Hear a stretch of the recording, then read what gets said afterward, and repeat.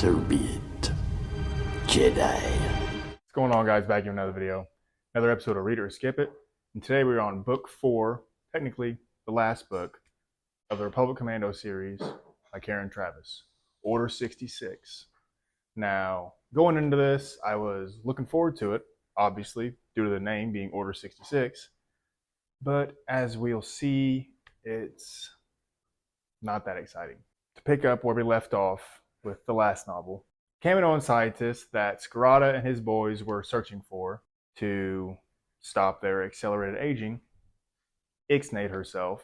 So now they're left with no means to help them. So what better idea than Dr. Yuthan, the scientist from the first book who created the virus to wipe out all the clones. Well, meanwhile, she's locked up in a prison on Coruscant. Scarada is getting more and more paranoid. Him and his boys, the Gnolls and the Commandos, are planning to bug out. They feel the war is coming to an end. They're putting all the pieces together. Palpatine has a backup army. He is cloning clones on one of Coruscant's moon with, it's a deep cut, Sparky cloning cylinders, which were introduced in the Thrawn trilogy. And the difference between those pretty much is they can produce clones in a year. So, spoilers, in this novel, I guess maybe in this version, before it was, I don't know, maybe retconned by the Clone Wars, Coruscant Guard and the 501st were created by Palpatine using cloning cylinders as a backup to wipe the Jedi out. Now, I don't really have a problem with that.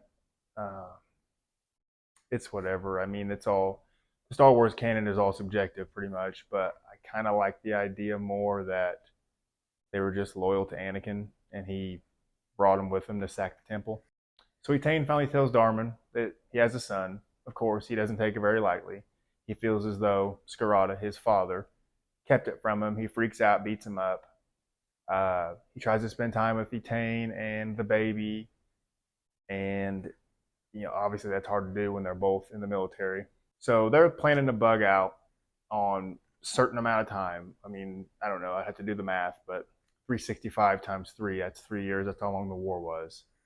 Meanwhile, Delta Squad and Etain are on Kashyyyk. Barden Jusik, pretty much our other Jedi protagonist, at this point has left the Jedi Order and is a full Mandalorian, so he's part of the crew.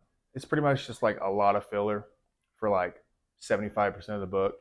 Then Order 66 happens.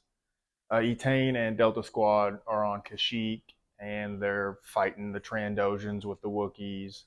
They mention Master Yoda. Then the Battle of Coruscant is mentioned when Ordo is on Coruscant, and it's kind of keeping pace with Revenge of the Sith, but like, you don't see a whole lot from another perspective. Order 66 goes down. Etain gets taken off of Kashyyyk, brought back to Coruscant. Well, then everything's hit the fan at that point.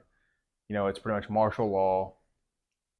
She is trying to rendezvous with Scarada and everyone else so they can bug out and go to their pretty much sanctuary, which is on Mandalore.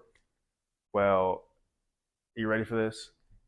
So picture a bridge that is being blockaded by the military. She's on one side, everybody else is on the other, that she's trying to get through. And of course, the Jedi are being targeted. She sees a Jedi pull out a lightsaber and clones start firing on the Jedi. Well, for some reason, she decides that she doesn't want the clones that, mind you, are the Sparty clones that pretty much all the other clones are looking at as if they're lesser or different. One of the 501st is about to be, cut down by the other Jedi. And for some reason, she just gets in the way and essentially kills herself. I had to read it like 3 times. It didn't make any sense. She's cut down trying to protect a clone for what reason? The clone is your enemy at this point. You're a Jedi trying to get away from the Purge. And then, of course, Darman, her husband, sees this, freaks out. Niner, one of the members of Omega Squad, somehow falls off this bridge or something and like breaks his back. So everybody's bugging out. Darman stays to help Niner. Etain is obviously dead. And then there's still like 75 pages of the book left. And it's super anticlimactic. I made it clear in my other reviews that I didn't like Etain from the get-go, but I felt maybe if her story was a little better and she would have died in a little better way, I probably would have felt something. But, like, what?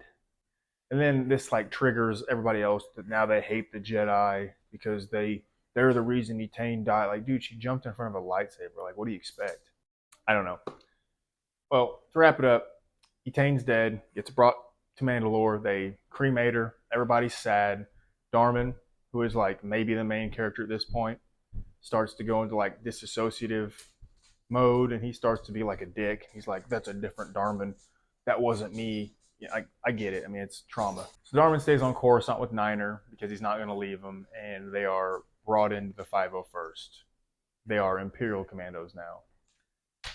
This is where it lost me. I liked the first book. It was okay. Pretty good. Pretty small story. Second book was meh. Third was pretty decent because you had like two sides competing against one another to reach this goal that is finding Kosai. Fourth book, this book, very disappointing and underwhelming. As I said, it's Order 66. You expect to see a lot of that, but you don't. You see like maybe 100 pages, if that.